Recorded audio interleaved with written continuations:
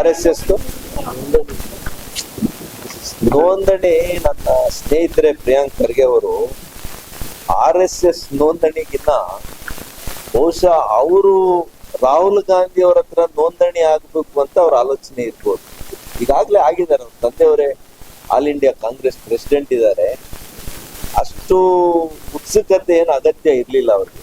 ಯಾಕೆಂದ್ರೆ ನೋಡ್ರಿ, ನೋಂದಣಿ ಒಂದು ಸಂಸ್ಥೆ ಆಗ್ಲಿ, ಒಬ್ಬ ವ್ಯಕ್ತಿ ಆಗ್ಲಿ, ಅಥವಾ ಒಂದು ಸೆಟ್ ಆಫ್ ಇಂಡಿವಿಜುವಲ್ಸ್. ಈಗ ನಮ್ಮಲ್ಲಿ ಅನೇಕ ಭಜನಾ ಮಂಡಳಿಗಳಿಲ್ವಾ? ಗ್ರಾಮೀಣ ಪ್ರದೇಶದಲ್ಲಿ ಭಜನಾ ಮಂಡಳಿಗಳಿದೆ. ಈಗ ನಾಟಕ ಮಾಡೋದಕ್ಕೆ ಕೆಲವು ಮಂಡಳಿಗಳಿದೆ, ನಾಟಕ ಮಂಡಳಿಗಳಿವೆ. ಅನೇಕ ಧರ್ಮಗಳಲ್ಲಿ ಕೂಡ ಅನೇಕ ಇಂಡಿವಿಜುವಲ್ ಸೇರಿ ಸಂಘಗಳು ಮಾಡ್ತಾರೆ. ಕ್ರಿಕೆಟ್ ಅಸೋಸಿಯೇಷನ್ಸ್ ಇದೆ, ಸ್ಪೋರ್ಟ್ಸ್ ಕ್ಲಬ್ಸ್ ಇದೆ. ಎಲ್ಲದಕ್ಕೂ ರಿಜಿಸ್ಟ್ರೇಷನ್ ಮಾಡಿಸ್ತಾರಾ? ಮಾನ್ಯ ಪ್ರಿಯಾಂಕ್ ಖರ್ಗೆ ಅವ್ರು ಕೇಳಪ್ಪ ಸ್ವಲ್ಪ. ಮತ್ತೆ ಇವತ್ತು 19(1)(c) ಪ್ರಕಾರ, ಅಕಾರ್ಡಿಂಗ್ ಟು ಆರ್ಟಿಕಲ್ 19(1)(c),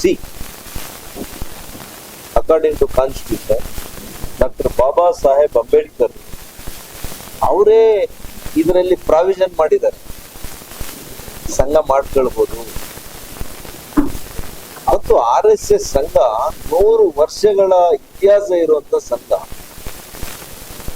ಧಾರ್ಮಿಕ ಕೆಲಸ ಮಾಡ್ತಾ ಇದೆ, ರಾಷ್ಟ್ರೀಯತೆ ಕೆಲಸ ಮಾಡ್ತಾ ಇದೆ, ರಾಷ್ಟ್ರ ಕಟ್ಟುವಂತ, ರಾಷ್ಟ್ರ ನಿರ್ಮಾಣ ಮಾಡುವಂತ, ವ್ಯಕ್ತಿ ವಿಕಾಸ ಮಾಡುವಂತ ಇಂಥ ಒಂದು ಅತ್ಯುತ್ತಮವಾಗಿರ್ತಕ್ಕಂಥ ಕೆಲಸಗಳು, ಸರ್ಕಾರಗಳು ಮಾಡಕ್ಕಾಗದೇ ಇರುವಂತ ಕೆಲಸಗಳನ್ನ